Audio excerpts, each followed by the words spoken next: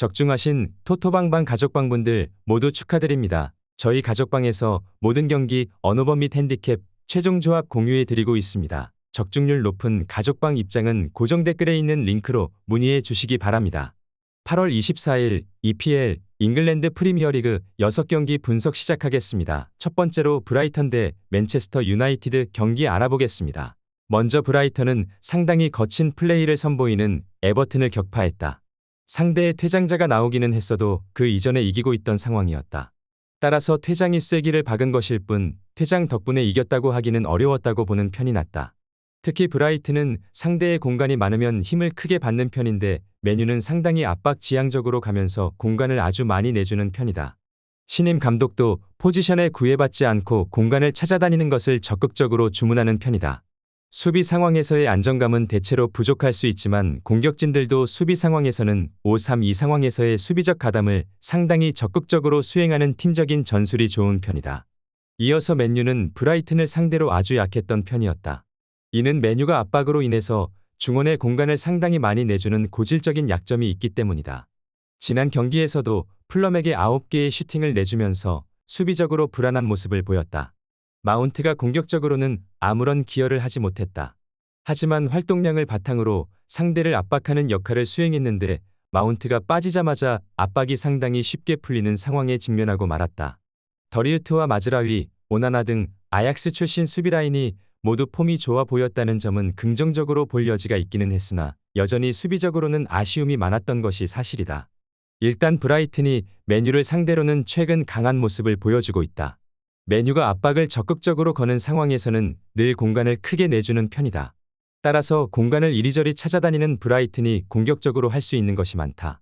전체적으로 브라이튼의 수비적인 규율은 좀 아쉽다고 하나 역시 공세의 힘을 믿을 수는 있을 듯하다. 브라이턴 승리를 추천합니다. 두 번째로 크리스탈 팰리스 대 웨스트햄 경기 알아보겠습니다. 먼저 팰리스는 지난 경기에서는 브렌트포드의 홈 강세에 결국 패배를 기록하고 말았다.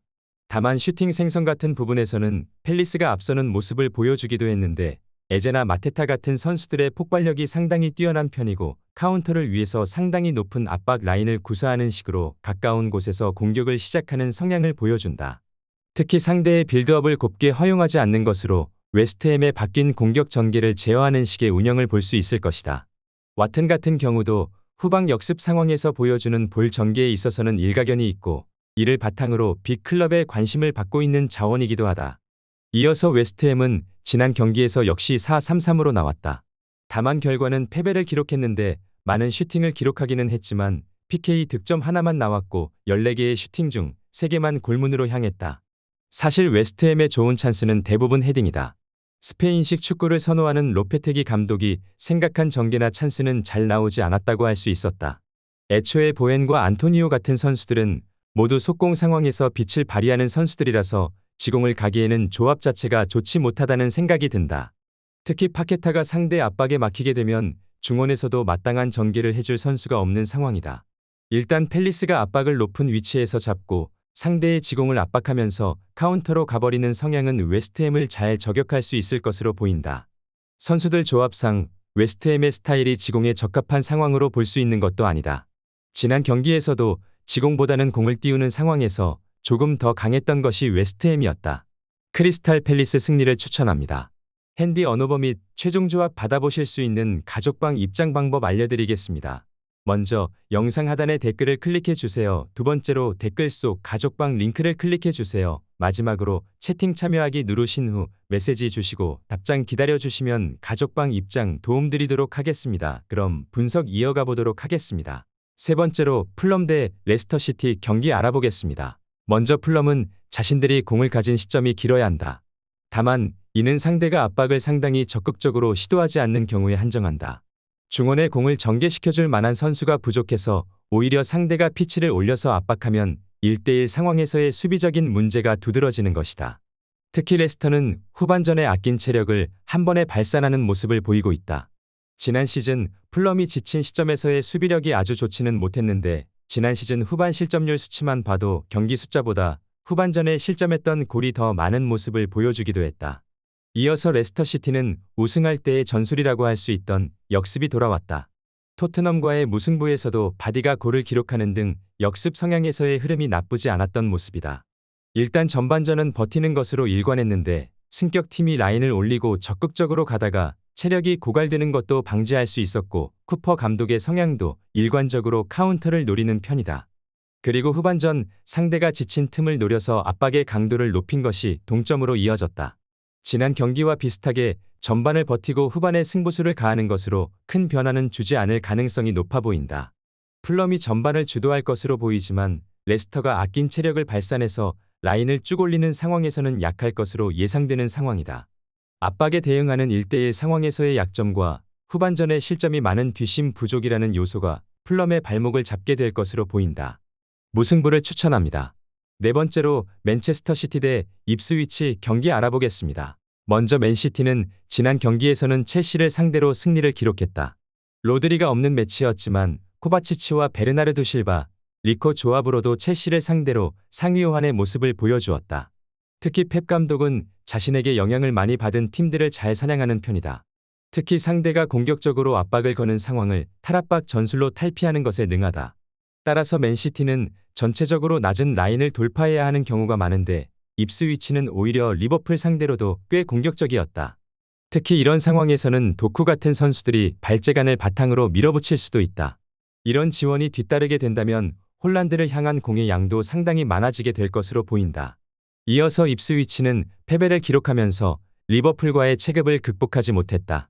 다만 2부에서 보여준 공격적인 흐름을 상당히 잘 보여준 매치였다고 할 수는 있었을 것이다. 초반에는 6명을 전방에 배치하며 압박 강도를 극단적으로 높였다.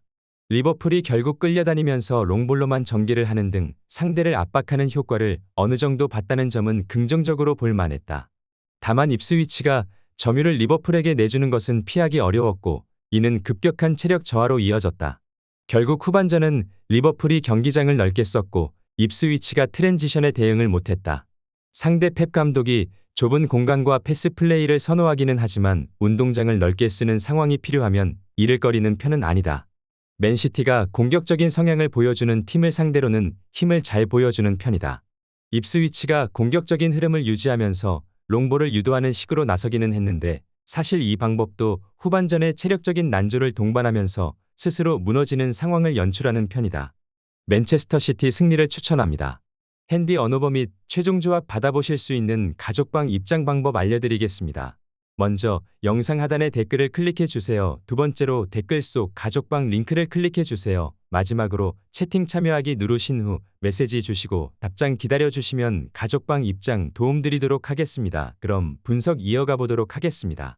다섯 번째로 사우샘프턴 대 노팅엄 포레스트 경기 알아보겠습니다. 먼저 사샘은 지난 경기 결과는 아주 실망스러웠다. 수적인 우세를 전반 30분이 되기 전부터 잡았고 78%의 아주 높은 점유율을 잡았음에도 패배를 기록하고 말았는데 특히 사우스햄튼의 승부수가 점유율을 기반으로 몰아치는 것이라 플랜 A를 발동을 시키고도 패배를 한 것으로 볼 수 있다. 결국 상대에게 배후 공간만 내주고 전체적인 골 기록을 쓰지 못한 것은 속공 특화인 노팅엄 상대로의 약점도 드러나는 셈이다. 이어서 노팅엄은 중앙 미드필더는 전체적으로 활동량과 수비력이 좋다. 그리고 측면과 공을 달고 전진하는 화이트의 기량을 보여주는 속공팀이라고 할 수 있을 것이다. 후방 빌드업 전개를 기대하기는 어렵지만 지난 시즌 사우스햄튼에게 리그에서 더블 패배를 안기면서 사우스햄튼의 강등에 일조하는 등 사우스햄튼 상대로는 상성이 상당히 괜찮은 모습을 보여주고 있다. 점유율을 높게 잡아가도 사우스햄튼은 별다른 득점 능력치를 보이지 못했다. 특히 속공 상황에서 능력치가 생각보다 좋은 노팅엄 상대로는 배후 공간이 상당히 문제가 될 것으로 보이는 매치업이라고 본다. 특히 노팅엄의 삼선이 수비력이 좋아서 사우스햄튼의 전개 능력도 보장을 완벽하게 할 수 없는 상황이다. 노팅엄 승리를 추천합니다.